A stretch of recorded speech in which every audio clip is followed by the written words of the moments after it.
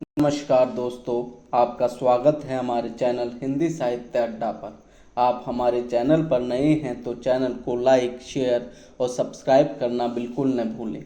आज हम पढ़ रहे हैं आकाशदीप कहानी का सार, जिससे आपको कहानी को समझने में आसानी होगी। आकाशदीप जयशंकर प्रसाद की अत्यंत चर्चित और प्रशंसित कहानी है। यह मूलतः रोमांटिक अवसाद की कहानी है। चंपा और बुद्धगुप्त कहानी के केंद्रीय पात्र है, जिनके इर्द गिर्द ही पूरी कहानी घूमती दिखाई पड़ती है। हालांकि इसे नायिका प्रधान कहानी ही कहा जाएगा। चंपा और बुद्धगुप्त दोनों पहली बार बंदी के रूप में समुद्री नाव में मिलते हैं। फिर चंपा की प्रेरणा से बुद्धगुप्त पहले नाव की रस्सी काटकर उसे पोत से अलग कर देता है और फिर द्वंद्व युद्ध में नाविकों के नायक को पराजित कर नाव का मालिक बन जाता है। धीरे धीरे उनमें प्रेम भाव जागृत होता है, परंतु यह जानकर कि बुद्धगुप्त ने चंपा के पिता की हत्या की थी, इस आशंका के कारण चंपा बुद्धगुप्त के विवाह प्रस्ताव को ठुकरा देती है। बुद्धगुप्त चंपा द्वीप छोड़कर भारत चला जाता है और चंपा उसी द्वीप में आकाशदीप जलाती रहती है। प्रेम और घृणा के अंतर्द्वंद में चंपा एकाकी जीवन का वर्णन करती है। इसे हिंदी में उसने कहा था कि परंपरा की कहानी माना जाता है। इस कहानी की भाषा में छायावादी कविता का रंग घुला मिला दिखाई देता है। आकाशदीप कहानी को प्रसाद जी ने बहुत कलात्मकता से बुना है। इस छोटी सी कथा को प्रसाद जी ने 7 भागों में बांटकर लिखा है। कहानी का प्रारंभ बहुत नाटकीय ढंग से होता है। कहानी का पहला संवाद चंपा बोलती है, बंदी। दूसरा बोलता है, क्या है, सोने दो। यह दो नितांत अपरिचित एक दूसरे से अनजान व्यक्तियों का संवाद है, जो अज्ञात कारणों से एक ही परिस्थिति में पड़े हुए हैं, अर्थात बंदी हैं। बंदियों की एकमात्र कामना होती है कि बंधन मुक्त हो जाएं। ऐसी विषम परिस्थिति में भी दूसरा बंदी कहता है, सोने दो। इसके बावजूद पहला बंदी निराश नहीं होता। संवाद आगे बढ़ता है। इसी से कहानी भी आगे बढ़ने लगती है। इस संवाद से पता चलता है कि पहला बंदी दुस्साहसी है और दूसरा बंदी आत्मविश्वास से परिपूर्ण है। उसे मुक्त होने के लिए कोई याचना नहीं करनी है, किसी का उपकार भी नहीं लेना है।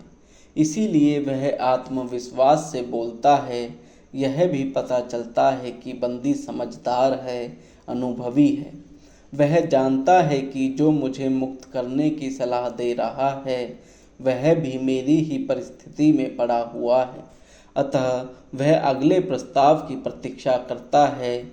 इसलिए फिर वैसा ही निश्चिंत अवाक्य बोलता है, बड़ी शीत है, कहीं से एक कंबल डालकर कोई शीत से मुक्त करता। धीरे धीरे दोनों संवाद और सहमति की स्थिति में आते हैं और दोनों के साथ साथ पाठक को भी पता चलता है कि नाव पर केवल 10 नाविक और प्रहरी हैं। आंधी आने की संभावना है। पहला बंदी कहता है कि आज मेरे बंधन शिथिल हैं। फिर संवाद में एक वाक्य, शस्त्र मिलेगा, कहा जाता है और इस तरह आगे की रूपरेखा तय होती है। यह नाव पोत से जुड़ी हुई है, उसे एक रस्सी से जोड़कर रखा गया है। अब पोत से जुड़ी हुई रस्सी को काटना है। रहस्य और रोमांच का वातावरण है। दोनों बंदी आपस में टकराने लगे और एक ने दूसरे के बंधन खोल दिए। अब दोनों मुक्त थे। हर्षातिरेक में दोनों गले लग गए। इतने में दूसरे बंदी को और पाठक को भी पहली बार पता चलता है कि पहला बंदी स्त्री है। यहाँ पहला बंदी कहता है, क्या स्त्री होना कोई पाप है? फिर पहला बंदी अर्थात चंपा नायक का कृपाण ले आती है। इतने में आंधी आ जाती है। आंधी की इस भाग दौड़ में दूसरा बंदी कुशलता से पोत से जुड़ी हुई रस्सी को काट देता है। अब पोत से नाव अलग हो जाती है, अर्थात उन्हें बंदी बनाने वाले लोग पोत में ही रह जाते हैं। नाव में यहीं 10-12 लोग रह गए। कहानी का पहला भाग यहीं समाप्त हो जाता है।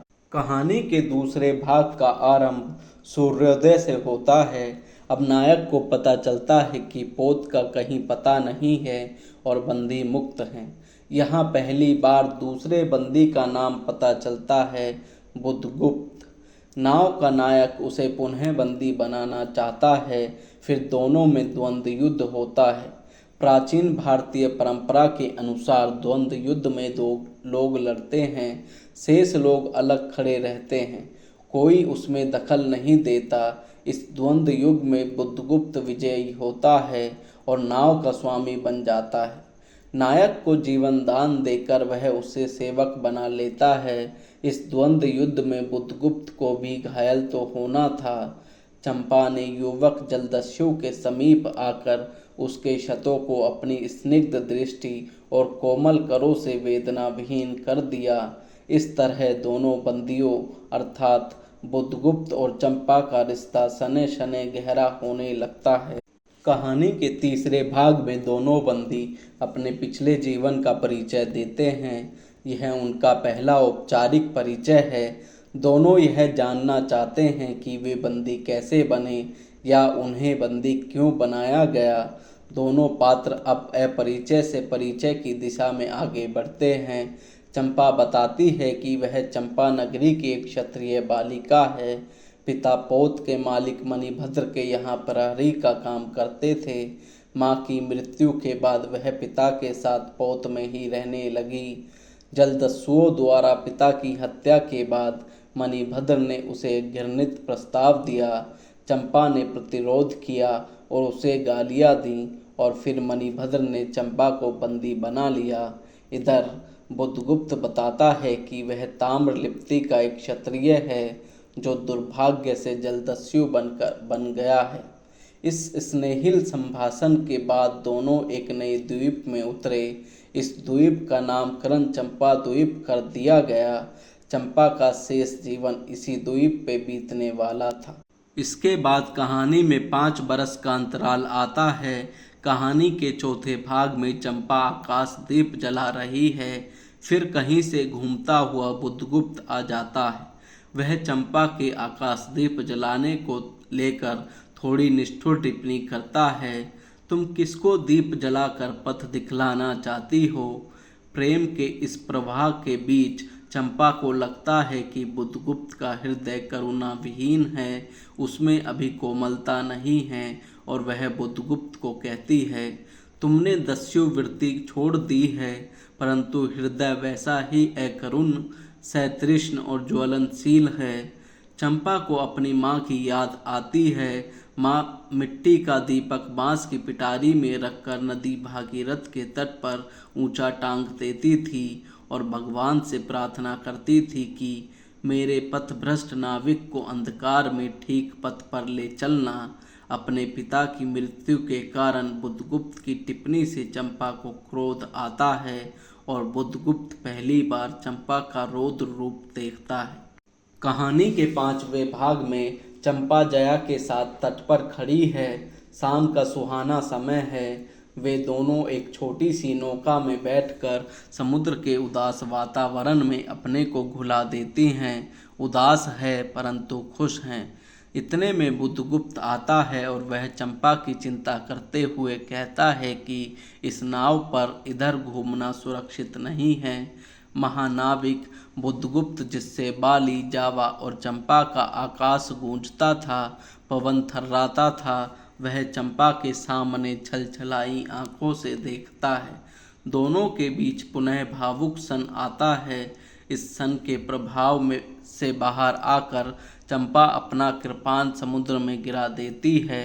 इस तरह वह अपने पिता के हत्यारे बुधगुप्त से बदला लेने का संकल्प त्याग देती है। प्रश्न उठता है कि ऐसा क्या हुआ? चंपा के अनुसार चंपा के हृदय ने चंपा को धोखा दिया। वह बुधगुप्त से प्रेम करने लगी थी।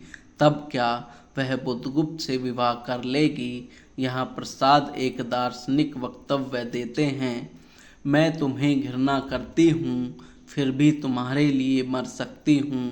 अंधेर है जलदस्यु, मैं तुम्हें प्यार करती हूँ। यह कहकर चंपा रो पड़ती है।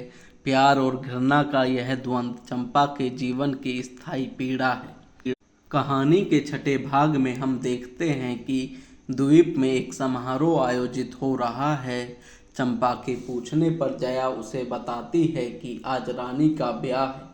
वह जब बुद्धगुप्त से पूछती है तो बुद्धगुप्त कहता है कि यदि तुम्हारी इच्छा हो तो ऐसा हो भी सकता है। बुद्धगुप्त और चंपा का विवाह हो सकता है। चंपा को अपनी परिस्थिति की अनुभूति होती है कि यहाँ मैं निसहाय और कंगाल हूँ। मेरी सहमति असहमति का कोई मूल्य नहीं है, इसलिए महानाविक चाहे जो कर सकता है। चंपा अपने इन भावों को अभिव्यक्त करती है। बुद्धगुप्त बराबर चंपा को यह विश्वास दिलाने की कोशिश करता है कि उसने चंपा के पिता की हत्या नहीं की थी, वे किसी दूसरे दस्यु के हाथों मारे गए थे। चंपा को इस बात पर विश्वास नहीं होता। बुद्धगुप्त तब भी निवेदन करता रहता है। वह यह भी प्रस्ताव देता है कि अब हम इस द्वीप को छोड़कर पावन भारत भूमि में चलते हैं और वहीं सुखपूर्वक निवास करते हैं। चंपा कहती है कि मेरे लिए सब भूमि मिट्टी है, सब जल तरल है, सब पवन शीतल है। जब चंपा से कोई सकारात्मक उत्तर नहीं मिलता है तब बुद्धगुप्त भारत जाने का निर्णय सुना देता है और चंपा इसी चंपा द्वीप में रहने को अपनी नियति मान लेती है। कहानी के अंतिम भाग में सुबह सुबह चंपा देखती है कि नावों की एक श्रेणी चंपा द्वीप का किनारा छोड़कर भारत की ओर जा रही है। स्पष्ट है कि बुद्धगुप्त रवाना हो रहा है और चंपा की आंखों में आंसू हैं। यहाँ प्रसाद जी स्पष्ट करते हैं कि यह कितनी शताब्दियों से पहले की कथा है। चंपा इस दीप स्तंभ में आजीवन आलोक जगाती रहती है। उसके बाद भी चंपा द्वीप वाले चंपा की समाधि सदृश पूजा करते थे। एक दिन चंपा काल के कठोर हाथों में चल बसी और उसके कुछ वर्षों बाद वह द्वीप स्तंभ भी ढह जाता है। इसी करुणा में यह कहानी समाप्त हो जाती है। जयशंकर प्रसाद की यह कहानी विशिष्ट कहानियों में गिनी जाती है। इस कहानी में समुद्री जीवन को ऐतिहासिक परिवेश में चित्रित करते हुए लेखक ने एक असफल प्रेम कहानी को अत्यंत मार्मिक ढंग से उकेरा है। प्रसाद स्वयं एक आदर्शवादी कवि माने जाते हैं और उनकी यही आदर्शवादिता हमें आकाशदीप कहानी में देखने को मिलती है। कहानी में मानवीय प्रेम को स्पष्ट करते हुए एक आदर्श प्रेम को स्थापित किया गया है। कहानी की नायिका एक त्याग की मूर्ति के रूप में हमारे सामने आती है। धन्यवाद।